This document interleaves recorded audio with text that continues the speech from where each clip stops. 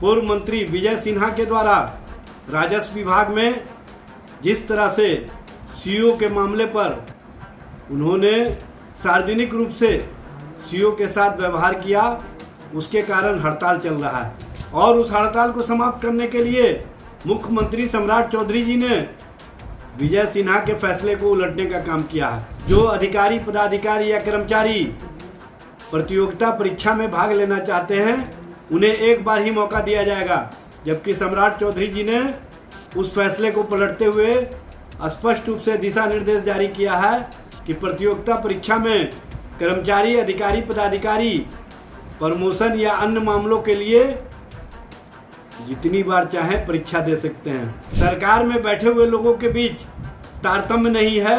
सरकार में बैठे हुए लोग कहीं ना कहीं सत्ता और सत्ता के सिद्धि के लिए जिस तरह के क्रियाकलाप कर रहे हैं, यह स्पष्ट करता है कि उनको जनता और जनता के मुद्दे से मतलब नहीं, बल्कि अपने वाहवाही से मतलब है। सम्राट चौधरी के मुख्यमंत्री बनते ही विजय सिन्हा को झटका पर झटका लग रहा है। यूँ कहे कि सम्राट चौधरी जिस विभाग के मंत्री थे उस विभाग में कई फैसले लिए थे। राजस्व विभाग की बात करें, नगर विकास विभाग की बात करें, लेकिन दिल्ली जाने से पहले यानी प्रधानमंत्री से मुलाकात करने से पहले ही सम्राट चौधरी ने विजय सिन्हा के फैसले को पलट दिया।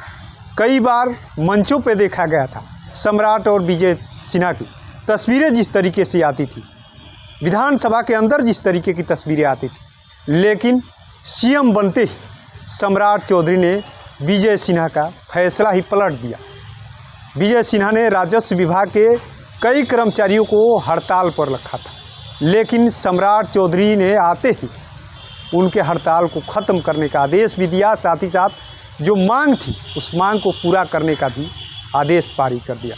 साथ ही साथ नगर विकास विभाग के जो कर्मचारी हैं उनके लिए एक फैसला लाया था कि जो है परीक्षा नहीं दे पाएंगे, एक से ज़्यादा यानी प्रतियोगिता परीक्षा में बैठेंगे तो उनको मौका नहीं दिया जाएगा, एक बार मौका दिया जाएगा। इसको लेकर के आक्रोश था कर्मचारियों, लेकिन उस फैसले को भी पलट दिया है। इसको लेकर के आरजेडी के प्रवक्ता एजाज अहमद ने भी बड़ा हमला बोला, सुनाते हैं आपको। सरकार के क्रियाकलाप को चलाने वाले लोग जिस तरह से अपने हिसाब से सरकार के कार्यों को करने का काम कर रहे हैं, यह स्पष्ट रूप से दिख रहा है।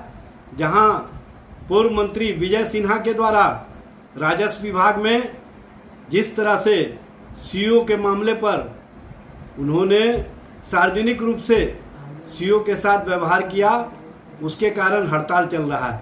और उस हड़ताल को समाप्त करने के लिए मुख्यमंत्री सम्राट चौधरी जी ने विजय सिन्हा के फैसले को उलटने का काम किया है। और साथ ही साथ विजय सिन्हा ने एक और फैसले लिए थे कि जो अधिकारी, पदाधिकारी या कर्मचारी प्रतियोगिता परीक्षा में भाग लेना चाहते हैं उन्हें एक बार ही मौका दिया जाएगा, जबकि सम्राट चौधरी जी ने उस फैसले को पलटते हुए स्पष्ट रूप से दिशा निर्देश जारी किया है कि प्रतियोगिता परीक्षा में कर्मचारी, अधिकारी, पदाधिकारी प्रमोशन या अन्य मामलों के लिए जितनी बार चाहें परीक्षा दे सकते हैं। इस तरह से सरकार में बैठे हुए लोगों के बीच तारतम्य नहीं है। सरकार में बैठे हुए लोग कहीं ना कहीं सत्ता और सत्ता के सिद्धि के लिए जिस तरह के क्रियाकलाप कर रहे हैं, यह स्पष्ट करता है कि उनको जनता और जनता के मुद्दे से मतलब नहीं, बल्कि अपने वाहवाही से मतलब है। और वाहवाही के लिए सरकार में बैठे हुए लोगों के बीच जो कार्य किए जा रहे हैं वह स्पष्ट रूप से तारतम्य में कमी को दिखाता है और ये भी बताता है कि बिहार में जो सरकार चल रही है सत्ता और स्वार्थ वाली सरकार है और अपने व्यक्तिगत हितों को कहीं ना कहीं सरकार के अंदर बैठ करके लागू करने का कार्य किया जा रहा है, जो कहीं से उचित नहीं है। तो आपने सुना किस तरीके से आरजेडी के प्रदेश प्रवक्ता एजाज अहमद ने भी सीधे तौर पर निशाना साधा।